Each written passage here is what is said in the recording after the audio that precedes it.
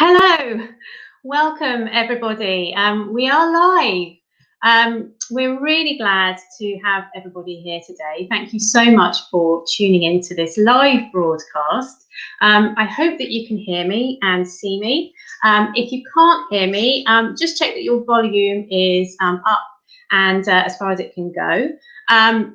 I just want to remind everyone this is a live broadcast. We are subject to technology. Hopefully our technology won't fail us, but should we suddenly disappear from your screens, please bear with us and we will get up and running again as quickly as possible. I hope you won't be able to hear much paper rustling in the background, but we do have notes. We'll try and keep the paper rustling to a minimum. It's our very first live broadcast. We're all very excited to be here, feeling a bit nervous, so hopefully everything will run smoothly. So I'll begin. Firstly, I'd like to introduce our two charities. We are Citizens Advice in West Sussex, North, South, East, and also our partners and friends, Citizens Advice, Arun and Chichester. And together we work in West Sussex to help people with problems they might be facing.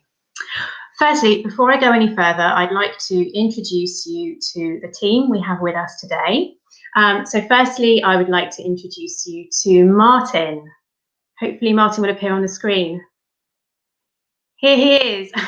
So Martin, welcome. Martin is a volunteer with us. He's a very trusted employment specialist.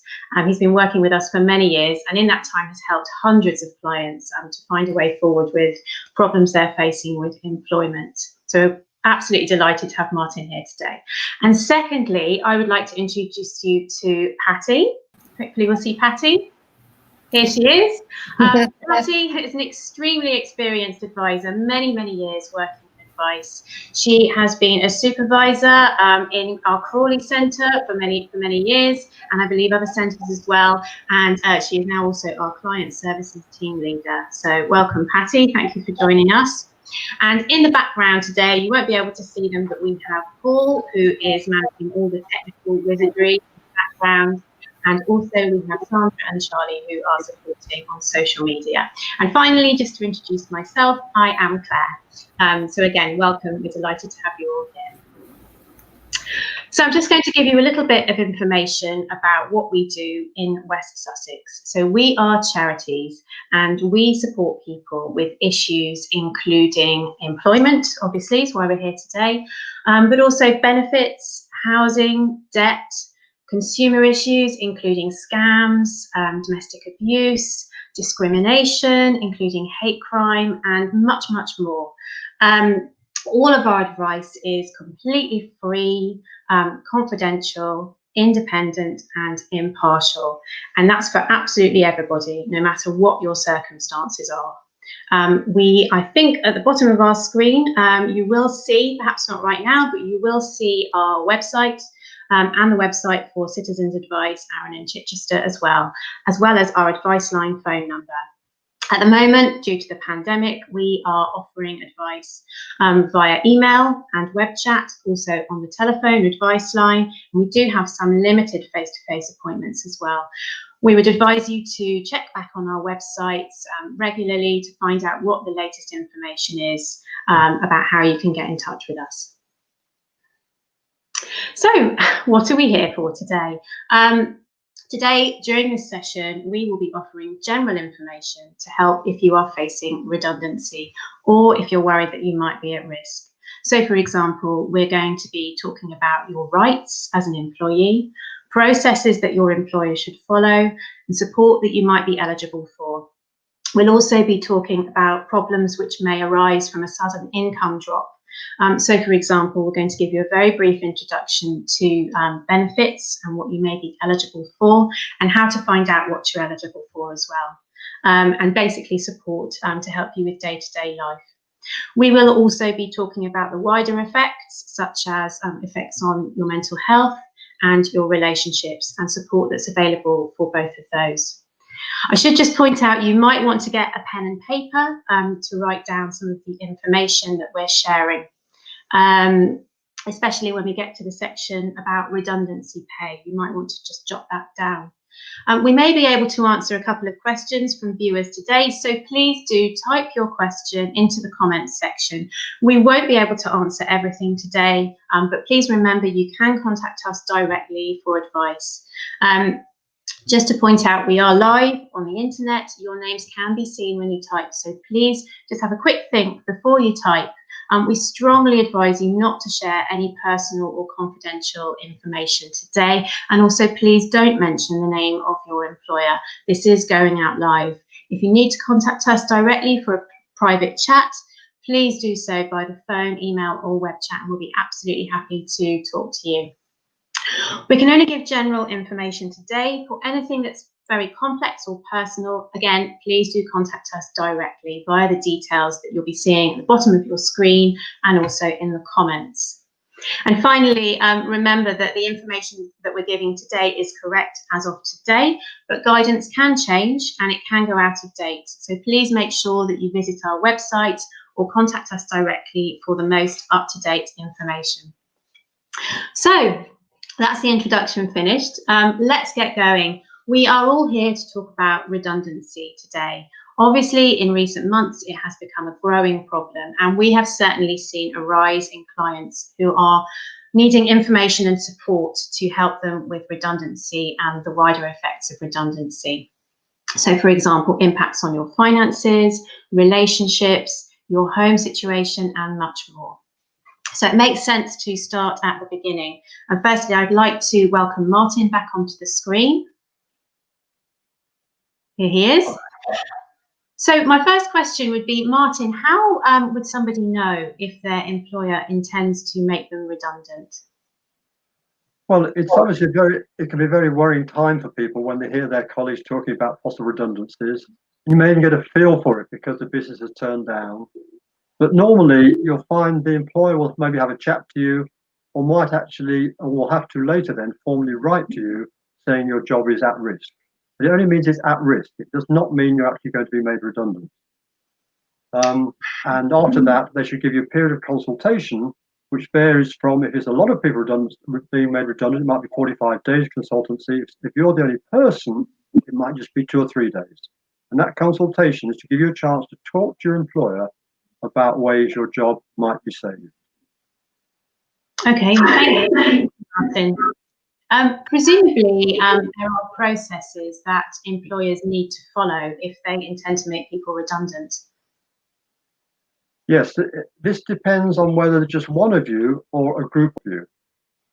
If there's a group of you being made redundant and you all have a similar job, they should go through a process of selection to make sure if they're only selecting some of you, the selection is a fair process. And in this, they have a matrix, and on the matrix there, they have a number of items, maybe 4 or 5 items like illness or bit of sickness, skills, and so on. And they'll give you a scoring of 1 to 5 or 1 to 10 for each item. And you should be able to see the scoring before it takes place. You should be able to ask the rationale as to how they'll apply those scores to each of those items. And then obviously people with the low scores will unfortunately go and the high scores may stay. But if it's just one of you and you're the only person doing that job, then they'll do the consultation 2 or 3 days, and then they'll go away and they'll make their decision. But of course, if you have less than 2 years service, it's different because you don't have normal redundancy rights. What would be the solution for people who have less than 2 years service? If you have less than 2 years service, sadly, the employer can dismiss you without any reason at all. In other words, you cannot bring an unfair dismissal claim with less than 2 years service, but you will still be entitled to at least 1 week's notice. Or in either case, you might get more if your contract gives you more than the statutory minimum period. Okay, and we will be talking later about benefits, etc., that you might be eligible for. We will come on to that later. I just wanted to point out as well that there may be cases where you feel that your employer has selected you for redundancy unfairly, and you might worry that you've been discriminated against. If you are concerned about this, please contact us directly for advice and information on what to do. The Citizens Advice website, which is citizensadvice.org.uk, the national website, has got information, but we would always advise you to contact us directly for advice if you're worried that you've been discriminated against.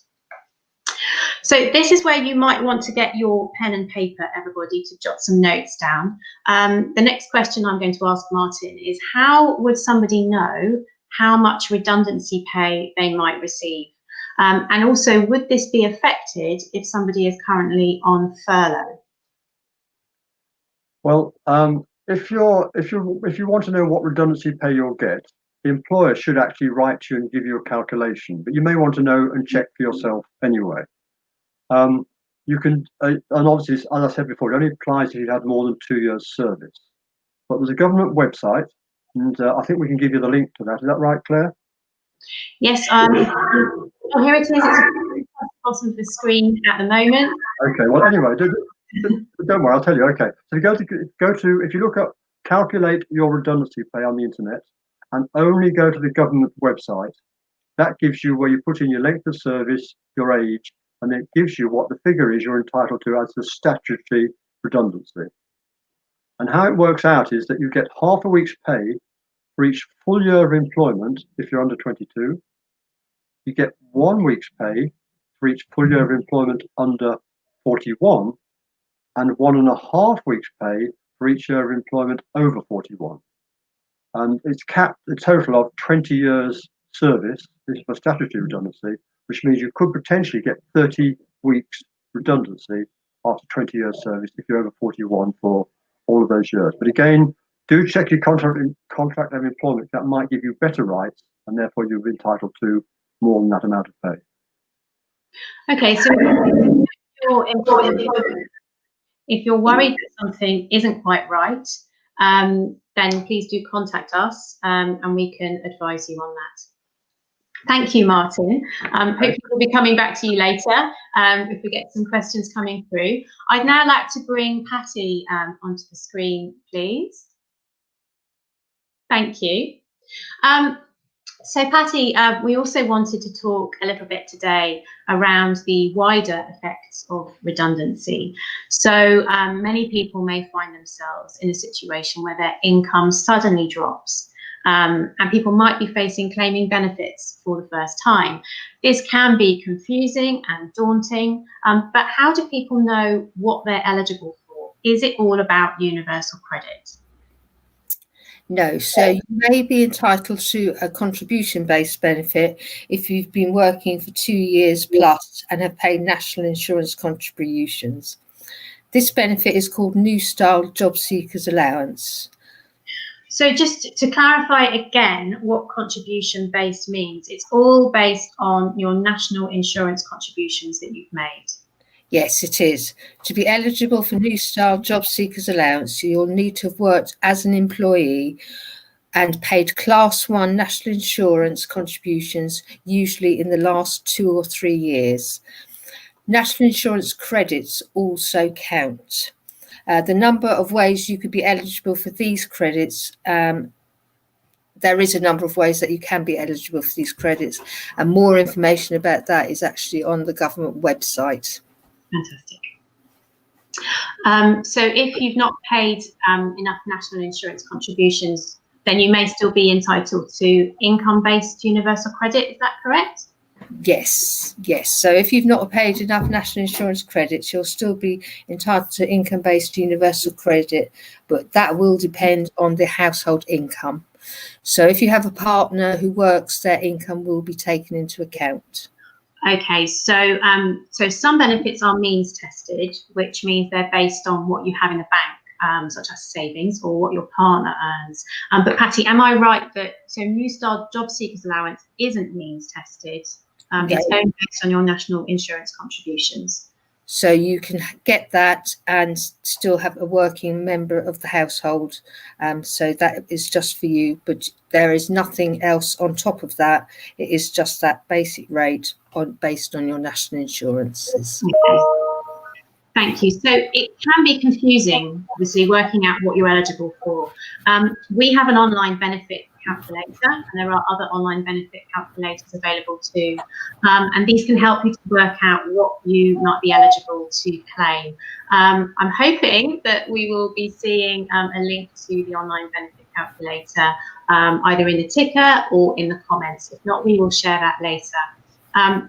But don't forget as well that you can always contact us for advice. And I also wanted to mention here that if you're having trouble with your application for universal credit, we do have advisors who can help. We have a universal credit help to claim service, and hopefully again the link for that will be appearing. But you can chat with an advisor for the help to claim service on web chat, on the phone, and we do also have some limited face-to-face appointments. So check our website for the latest information on that. So Patty, there might be people who are worried about their home. What would happen for somebody who is concerned about paying their rent or mortgage? What sort of support might be available for them? So if you're renting and struggling to pay, you might be entitled to housing costs within your universal credit.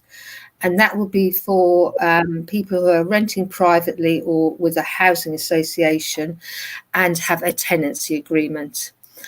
If your circumstances are different from that, you may qualify for other types of housing cost support, but then we would probably need to do a full benefit check.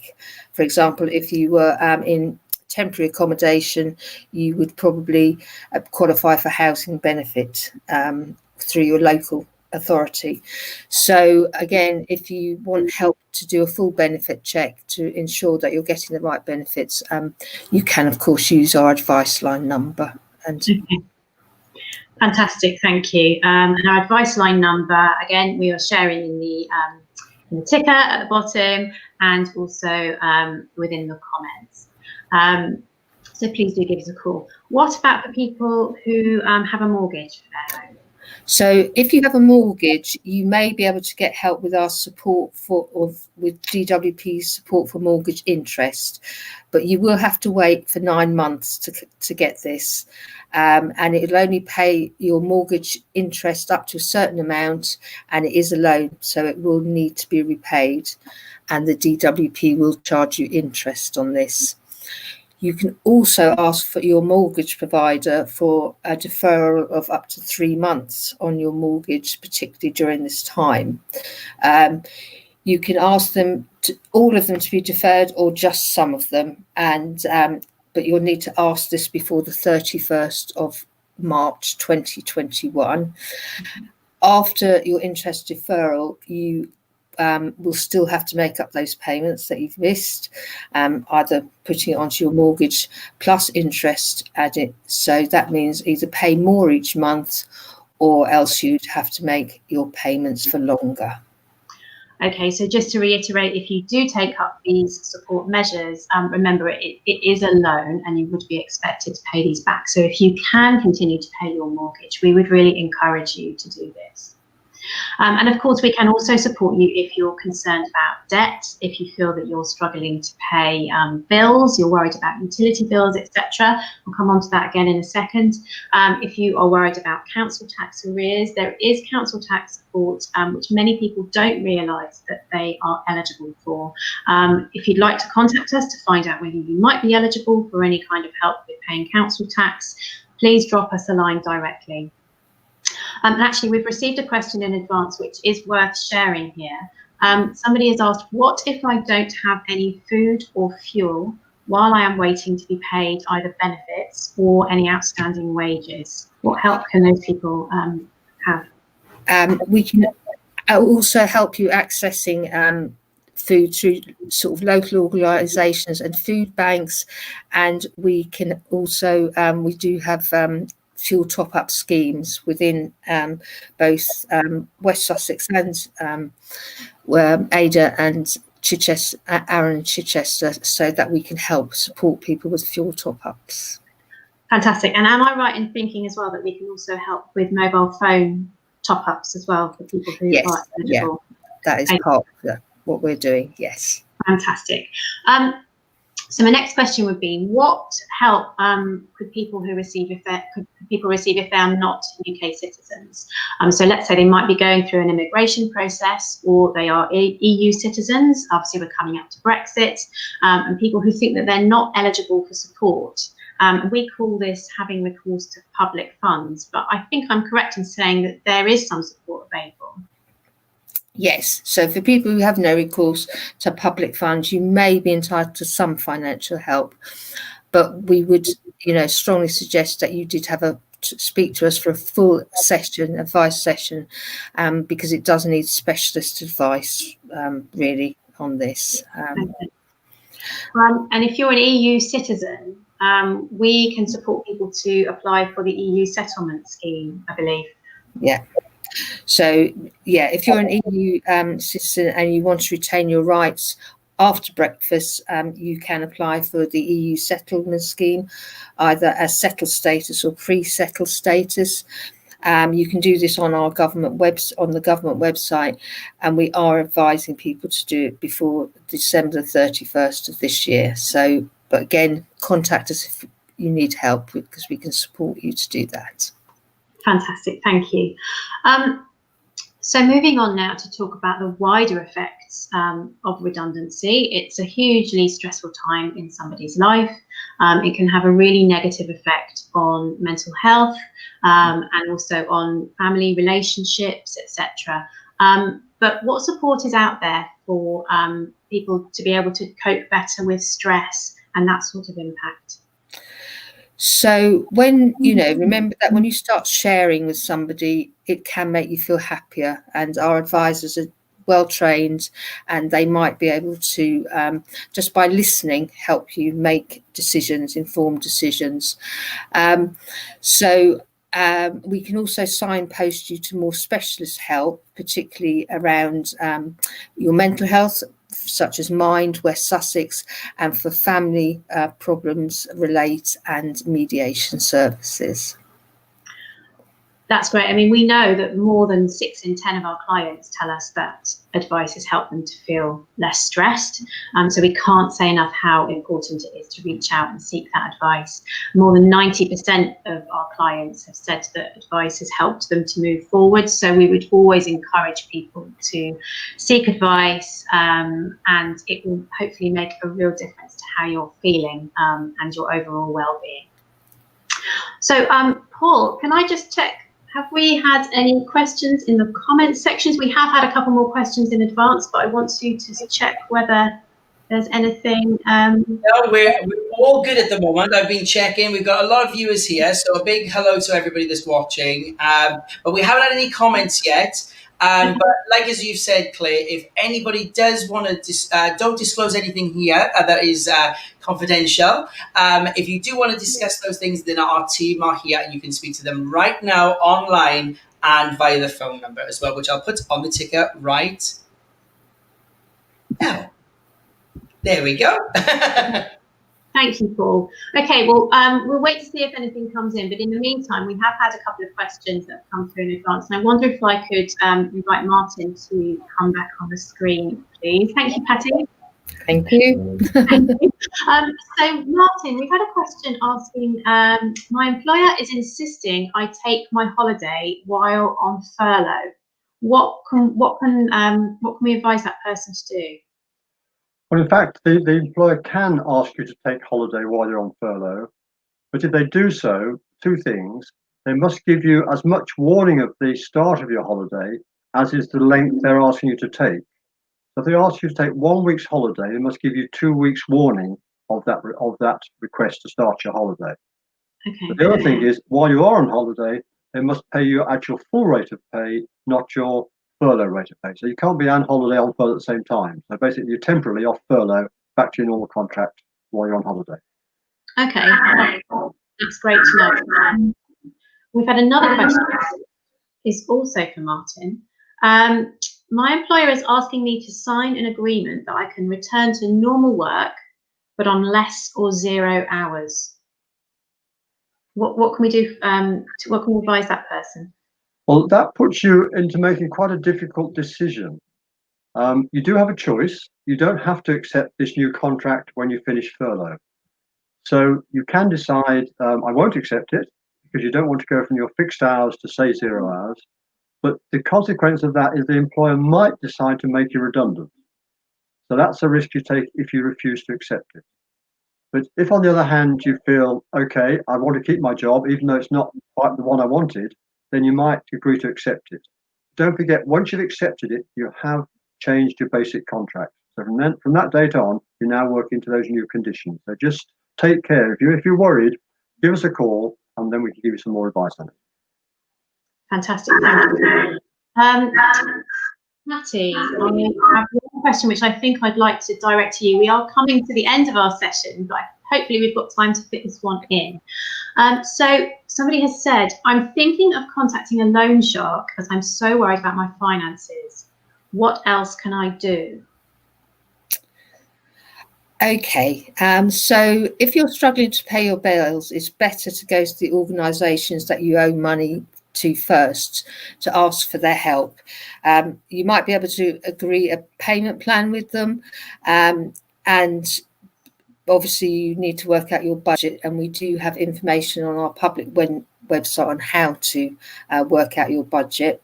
If you do decide to borrow some money and take a loan, we'd suggest you use a comparison website, do a budget plan, and find out how much you can realistically pay back, and make sure that the loan company is an authorised or registered lender.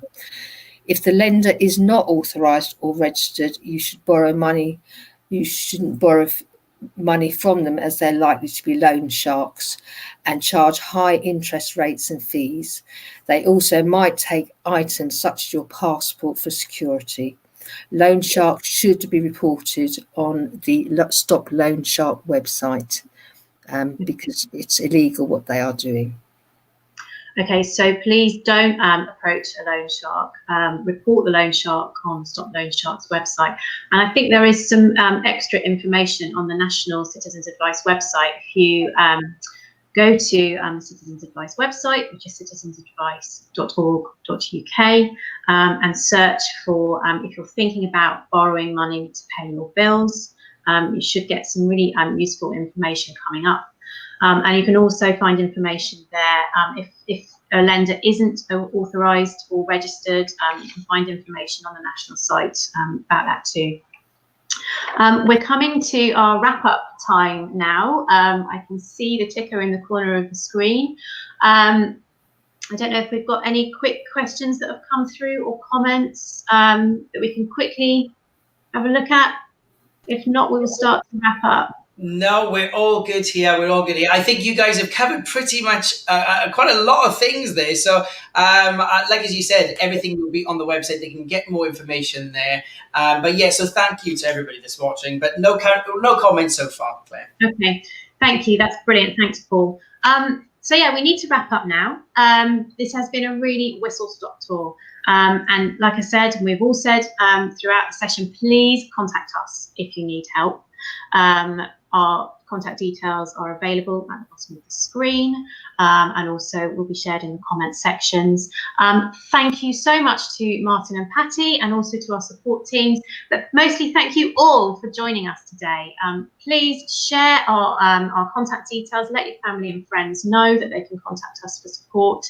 Follow us on social media for more live sessions we might have coming up. And finally, have a lovely day. And wishing everybody a very happy festive season. So thank you to everybody. Thank you. Bye. Bye.